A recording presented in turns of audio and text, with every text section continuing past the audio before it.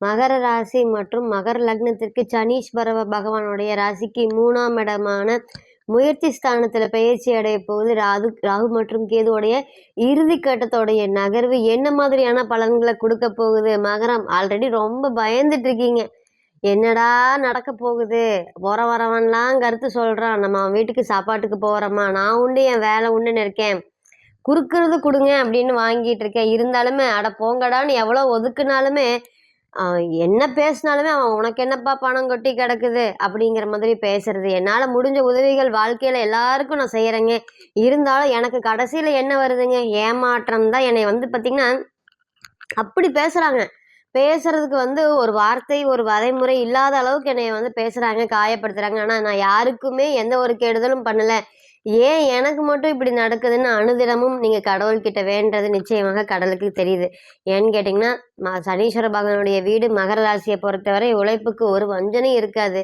1000 பேர் மத்தியில் உட்கார வச்சு ஒரு கெட்டதை சொல்லி கொடுத்தாலும் எல்லாத்தையும் கேட்டுட்டு கடைசியில் நல்லதை மட்டும்தான் செய்யக்கூடிய நபர்கள். அந்த அளவுக்கு பார்த்திங்கன்னா நிறைய விஷயங்கள் வாழ்க்கையில் இதெல்லாம் இப்படி தான் இருக்கணும், இதெல்லாம் இப்படி தான் இருக்கணும் அப்படின்னு ஒரு வரைமுறை போட்டு எப்பவுமே வாழக்கூடிய ராசி நம்ம மகர ராசி. நேரம் தவறாமை, கண்ணியம், கட்டுப்பாடு இது எல்லாத்துக்குமே பேர் போன ராசி. மற்றவங்களுக்கு முக்கியமாக கெடுதல் நினைக்காத ராசி. அதனாலேயே என்னமோ எங்களுக்கு வாழ்க்கையில் ஃபுல்லாகவே கெடுதலாக நினச்சிட்டு இருக்குங்க. இன்றைக்கும் பாருங்கள், ராசிக்கு 2ல் சனி போனாலுமே கஷ்டத்துலேயே வாழ்கிற மாதிரி இருக்குங்க. யாராவது ஒருத்தர் உதவி செய்ய மாட்டாங்களா? அடிபட்டு அவமானப்பட்டு எனக்குன்னு ஒரு நாள் வராதா அப்படின்னு கலங்காத நாள் இல்லை. தெளிவு அதிகம் பெற்றிருக்கக்கூடிய ராசி. 7.5 சனி காலத்தில் என் கஷ்டத்துக்கு எல்லாமே நானே காரணம். எனக்குன்னு 1000 கேள்விகள் இருக்குது. அதில் எது உண்மை எது பொய்ங்கிறது எனக்கு தெரியாதுங்க. வாழ்க்கையை நினச்சாவே ரொம்ப ஜர்க்காக இருக்குது. ஆனால் வெளியவங்களை பற்றி என்ன பேசிகிட்டு இருக்காங்க? இவனுக்கு என்ன குழந்தையா குட்டியா ஏதோ சந்தோஷமாக வாழ்ந்துட்டு இருக்கிறான் அப்படிங்கிற மாதிரி 1000 மனக்கவலைகள். அதே போல் திருமண வாழ்க்கை சொல்லவே வேண்டியது இல்லைங்க. அதாவது யாருக்குமே தீங்கு நினைக்காதீங்க. என்னுடைய திருமண வாழ்க்கையில ஏங்க இவ்வளோ பிரச்சனைகள் வருது? நான் எல்லாரும் நல்லா தான் இருக்கணும்னு நினைக்கிறேன். யாரை பற்றியும் பேச மாட்டேங்கிறீங்க. அதே போல் பார்த்தீங்கன்னா 2வது யாரை பற்றி யாருக்கிட்டே கமெண்ட் சொல்கிறது. நம்ம குடும்ப விஷயத்தையே நம்ம எங்கிட்ட வெளியே பேசுறது இல்லைங்க. இருந்தாலும் என்னுடைய விஷயங்கள் பல பேர் பேசும்படி ஆகுதுங்க. அது என்னங்க காரணம்? நம்மளுடைய விஷயம் எப்படிங்க மற்றவங்களுக்கு தெரியுது? அப்படிங்கிற மாதிரி நிறைய மனக்குழப்புகள் உங்களுக்குள்ளார நிறைய இருக்கா அப்படின்னு கேட்டிங்கன்னா கண்டிப்பாக இருக்குது. மனதார யார் கூடயும் கெடுதல் நினைக்கலனாலும் எக்ஸாம்பிள் பர்சனாக வாழக்கூடிய, எப்போவுமே கஷ்டத்தில் கொடுக்கக்கூடிய, கூட பிறந்தவங்களே பார்த்தீங்கன்னா பிறந்தவங்களுக்காக தண்டனை அனுபவிப்பது. அவங்க வாழ்க்கையை அவங்க வாழாமல் இன்னைக்கு நீங்கள் எவ்வளோ பெரிய விஷயங்கள் கீழே இறங்கி இருந்தாலுமே மனதளவில் உடல் அளவில் ரொம்ப தைரியமாகவும் தெம்பாகவும் தான் இருக்கீங்க. அதை பார்த்தீங்கன்னா சனீஸ்வர பகவானுடைய அருளால் நிச்சயமாக யாரும் எட்டி பிடிக்காத உயரத்தில் தான் இருக்கீங்க. நிறைய விஷயங்கள் கஷ்டத்துலையும் காயத்திலையும் மருந்து கொடுத்துருக்காரு. அதில் ஒன்றும் சொல்ல வேண்டிய அவசியம் இல்லை. 2ஆம் இடத்துலயே சனீஸ்வர பகவான் ஆட்சி பெற்றிருக்கிறதுனால வந்த வழி கஷ்டங்கள் இனி மாறப்போகுதா? இதெல்லாமே உங்ககிட்ட நிறைய கேள்விகளாக இருக்குது.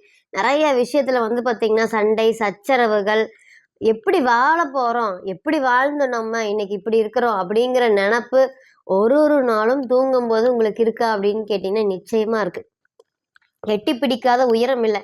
என்னோட வயசுல நான் சாதிக்காதது இல்லை. ஆனா இன்னைக்கு அடுத்தவனை பார்த்துட்டு பயந்துட்டு இருக்கக்கூடிய சுச்சுவேஷன் எல்லாமே எனக்கு கொடுக்குது. உடல் அளவுல நிறைய, மன அளவுல நிறைய காயங்கள் ஏற்பட்டிருக்கு. இன்னைக்கெல்லாம் சனீஸ்வர பகவான் உங்களுக்கு என்ன பாடத்தை கொடுத்துருக்காருங்க? யார் வந்தாலும் எது வந்தாலும் பேசினாலும் நம்பாத, கடவுளே வந்தாலும் நம்பாத அப்படிங்கிற மாதிரி.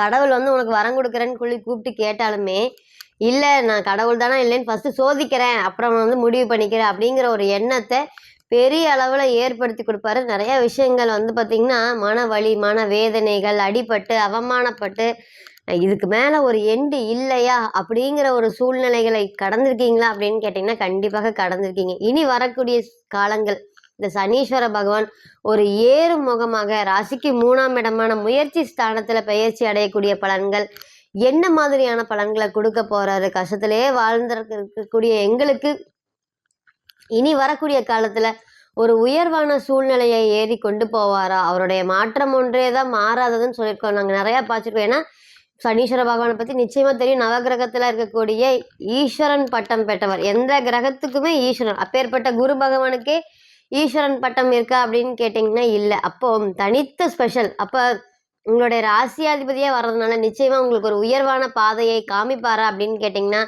அவர் பாதம் வணங்கி சனீஸ்வர பகவானே போற்றி போற்றின்னு சொல்லி அவர் இந்த ராசிக்கு 3ஆம் இடத்துல இருக்கக்கூடிய 2025 சனி பகவானுடைய பயிற்சி எப்படி இருக்க போகுது, ஒதுங்கக்கூடிய சுச்சுவேஷன்ல ராகுவும் கேதுவும் உங்களை விலக்கி இதுதான் பாதை, இதுதான் வழி, இதுதான் இப்படிதான் இருக்கும், முன்னேறிக்கோங்க அப்படிங்கிற வாழ்க்கை பாடத்தை காமிக்கக்கூடிய இந்த நாட்கள் என்ன மாதிரியான பலன்களை சந்திக்க போறீங்க. முதல் 3ஆம் இடத்துல சனீஸ்வர பகவான் போறதுனால சேமிப்புகள் சொத்தாக மாறுங்க. நிறைய செலவுகள், இஎம்ஐ கட்டுப்படுத்த முடியாத ஒரு சூழ்நிலையில் அடுத்தவனுக்கு வாங்கி இங்கே வாங்கி அங்கே கொடுக்கறது, அங்கே வாங்கி இங்கே கொடுக்கறது, இதையெல்லாம் சேர்ந்து ஒரு கடன் ஆகிறது. அந்த கடன் வந்து பார்த்திங்கன்னா உடனே ஆகாது, குறிப்பிட்ட ஒரு 6 to 8 மாத காலமாக பிடிச்சிக்கும். ஏன்னா சனீஸ்வர பகவான் பெரிய கடனை குறிக்கக்கூடிய கிரகம். சனீஸ்வர பகவான்ல கடன் கொடுத்தாருன்னா அந்த கடன்லாம் வந்து தீருமா அப்படின்னு கேட்டிங்கன்னா தீராது. எப்போல்லாம் ஒருத்தருக்கு 6, 8ல் சனி பகவான் சம்மந்தப்படுறாரோ, நான் தொழிலுக்கு கடன் கம்மியாக வாங்குங்க அப்படின்னு சொல்லிகிட்டே இருக்கணுங்க.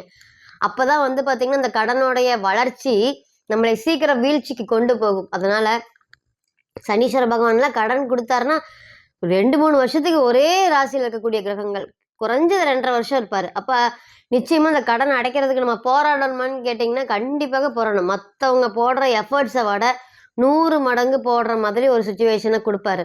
அப்போ நிச்சயமாக கடன் பிரச்சனைகள் இந்த நேரம் வந்து பார்த்திங்கன்னா குறையிறதுக்கு வாய்ப்பு இருக்குது. வாழ்க்கையில் நான் இன்னும் செட்டிலே ஆகலைங்க, நாம் நினச்சி பயப்படாத நாள் இல்லை, நான் தான் இப்படி போயிட்டு என்னுடைய பசங்களாக இருக்கட்டும், குழந்தைங்களாக இருக்கட்டும், மனைவியாக இருக்கட்டும் நல்லா இருப்பாங்களா, அடுத்த ஸ்டேஜுக்கு போவாங்களா, இனியாச்சும் என்னால் பணம் மிச்சம் பண்ண முடியுமா, என்னுடைய வாழ்வாதாரத்தை பெருக்க முடியுமா, இந்த மாதிரி 1000 கேள்விகள் உங்களுக்கு இருந்தாலும் பணம் சம்பந்தப்பட்ட விஷயத்துல இனி வரக்கூடிய நாட்கள் உங்களுக்கு ஒரு நல்ல ஒரு யோகமான நாள். தைரியமா தன்னம்பிக்கையா ஒரு விஷயங்களும் நிச்சயமா நீங்க செஞ்சு முடிப்பீங்க.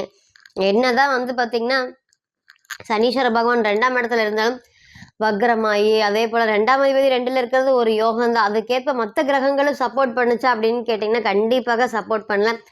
நிறைய செலவுகள், சொல்ல முடியாத அளவுக்கு செலவுகள், அதே போல் பண பிரச்சனை, கொடுத்த பணத்தை வெளியே ஏதாவது ஒரு விஷயத்தில் மாட்டி விட்டுருவார்.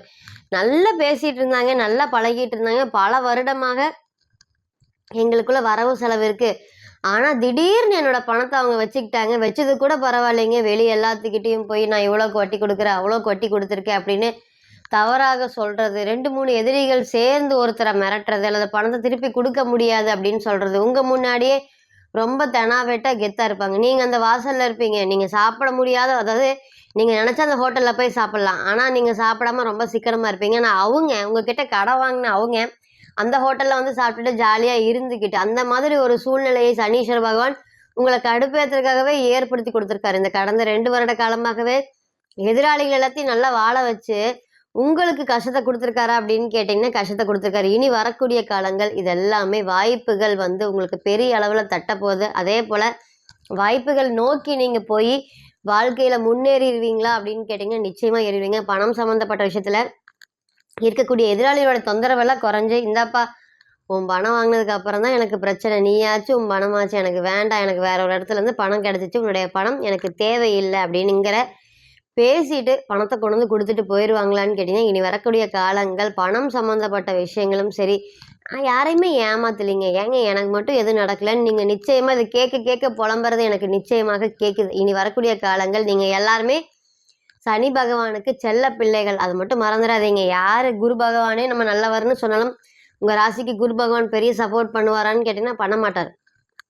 முழுக்க நம்ம எவ்வளோ திட்டினாலும் சனீஸ்வர பகவான் தான் நமக்கு வந்து பார்த்திங்கன்னா பொருளாதாரத்துக்கான காரகிரகம். அதனால தான் அவரை பார்க்கும்போது நமக்கு அவ்வளோ பயம் வருது. ஏன்னா யார் என்ன பண்ணாலும் நீ இன்னைக்கு 10% தப்பு பண்ணுறியா, நாளைக்கு உனக்கு 20% தண்டனை. ஏன்னா அந்த தண்டனையோட காலம் வேணால் வந்து பார்த்திங்கன்னா முன்ன பின்ன இருக்கலாம், தவிர்த்து அந்த தண்டனை கொட்டு அப்படிங்கிறது உண்டா அப்படின்னு கேட்டிங்கன்னா யாருக்கு என்னென்ன கர்மா பண்ணாரோ அது எல்லாமே 7.5 சனி காலத்தில் தாங்க கர்மாவாக வெளிப்படும். நீங்கள் ஒருத்தருக்கு தப்பு பண்ணியிருக்கீங்களா, 7.5 சனியில் உங்களை ஒருத்தர் ஏமாற்ற போகிறான். நீங்கள் ஒருத்தருக்கு வந்து பார்த்திங்கன்னா அவமானப்படுத்திருக்கீங்களா மற்ற காலத்தில், 7.5 சனி காலத்தில் வேற ஒருத்தர் வந்து உங்களை அவமானப்படுத்த போகிறான். இதுதான் நடக்குமான்னு கேட்டிங்கன்னா நடக்கும். நம்மளுடைய கர்மா வெளிப்படக்கூடியது தான் வந்து பார்த்திங்கன்னா 7.5 சனியோட காலம். இனி வரக்கூடிய காலங்கள் இதில் இருந்தெல்லாம் வீழ்ந்து சாதனையை நோக்கி ஓடக்கூடிய காலம் வந்துருச்சா அப்படின்னு கேட்டிங்கன்னா நிச்சயமாக வந்துருச்சு. பதற்றம், தைரியம், தன்னம்பிக்கை, துணிச்சல், இதெல்லாம் செயல்திறன், வேகம், அடுத்தது என்ன பண்ணலாங்கிற எண்ணங்கள் பாருங்க. ராசிக்கு வந்து 9ஆம் இடமான பாக்கியஸ்தானத்தை வந்து சனீஸ்வர பகவான் பார்க்குறாரு. அப்பனால எந்த விஷயங்களும் வந்து பார்த்திங்கன்னா பிரயோஜனம் இல்லை, அம்மானாலையும் பிரயோஜனம் இல்லை அப்படின்னு நினச்சி வருத்தப்பட்டுட்டு இருந்த உங்களுக்கு இனிமேல் அப்பா அம்மா சார்ந்த ஆதரவு இருந்தா என்கிட்ட இவ்வளோதான் பணம் இருக்குது, உங்கள் அப்பாவுக்கு தெரியாமல் நான் வச்சுருந்தேன், நீ வச்சு வாழ்க்கையில் எப்படியாவது பிழைச்சிக்கோ அப்படிங்கிற அம்மா சார்ந்த ஆதரவுங்களும், அடுத்தது இடம் வீடு சம்மந்தப்பட்ட விஷயத்தில் இருக்கக்கூடிய பிரச்சனைகள் எல்லாமே இனி வரக்கூடிய காலங்கள் விலகுமா? கதவை சனீஸ்வர பகவான் ஓப்பன் பண்ணிட்டார். இருந்தா முன்னுக்கு போயிட்டே உனக்கு பிடிச்ச சனி விலகுச்சு, முன்னுக்கு போயிட்டே இருக்கு, இதான் வழி, இதான் பாதை, இப்படி போனால் வாழ்க்கையில் ஜெயிக்கலாம். இத்தனை நாள் நான் கொடுத்த கஷ்டம் எல்லாமே உனக்கு ஒரு சாம்பிள், உனக்கு வந்து வாழ்க்கை பாடத்தை ஏற்படுத்தி கொடுத்துருக்கேன், இனி உன்னோட வாழ்க்கையை நீ வாழ்ந்துக்கோ அப்படின்னு சொல்கிற அளவுக்கு இருக்கா அப்படின்னு கேட்டிங்கன்னா, இனி வரக்கூடிய காலங்கள் இது மட்டுமே நல்ல பலன்களை மட்டுமே நீங்கள் எதிர்பார்க்கக்கூடிய காலமாக நிச்சயமாக இருக்கும்.